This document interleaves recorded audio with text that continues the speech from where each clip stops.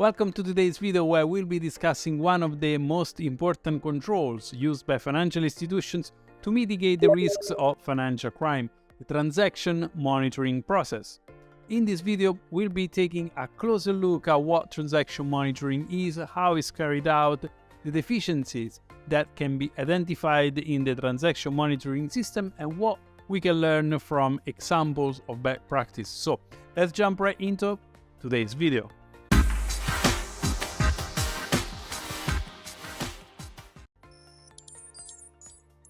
The transaction monitoring process is an essential tool in use by financial institutions aimed to identify suspicious transactions and prevent or mitigate financial crime risks.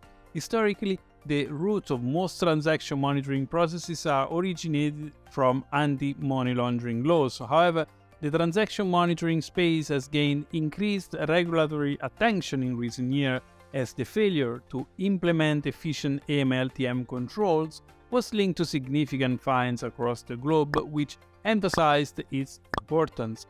This, of course, triggered more investment by regulated firms keen to ensure that the transaction monitoring processes are seen as fully compliant with industry laws and regulations. So, how transaction monitoring processes are approached?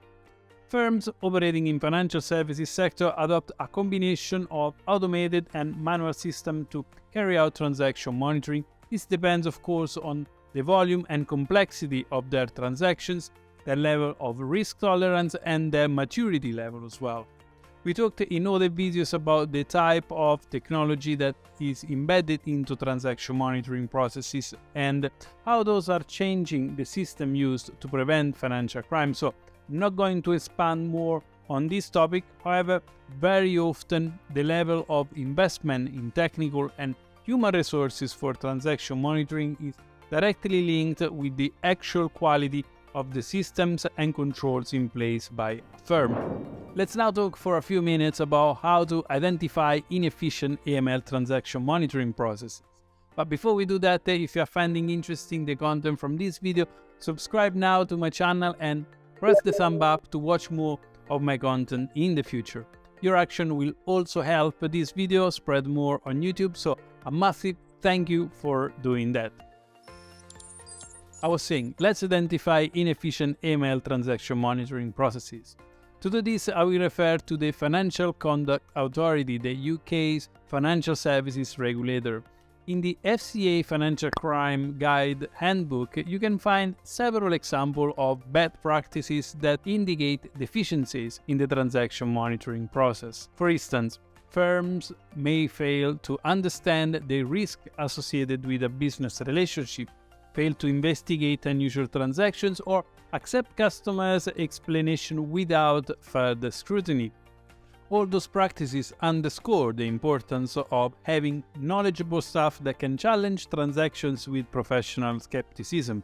Also, still using the FCA as our reference, a recent FCA review of challenger banks published in 2022 identified several transaction monitoring processes deficiencies, such as inconsistent and inadequate rationales for discounting alerts, a lack of basic information in investigation notes, and a lack of holistic reviews of alerts.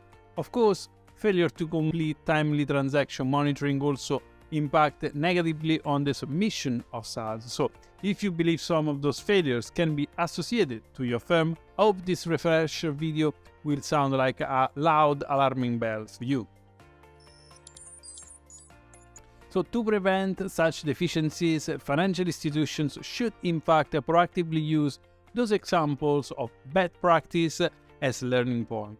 Some key items to include in your checklist to help diagnose the health of your transaction monitoring framework and identify existing and emerging risks could be, for instance, a firm should have a documented risk assessment, a targeted training for staff to report unusual transactions, fit-for-purpose policies and procedures, and an adequate quality assurance program. So, let's recap what we talked about today. Today, we have explored what transaction monitoring is, how it is carried out, the deficiencies that can be identified in the AML/TM system, and what we can learn from examples of bad practice. I hope you found enjoyable and interesting this overview of transaction monitoring processes. If you wish to support my FinCrime Agent project, my Patreon link is in the video description right below. Or you can now also send a super thanks directly from this YouTube video. So, thanks all for watching, and until next time, see you soon.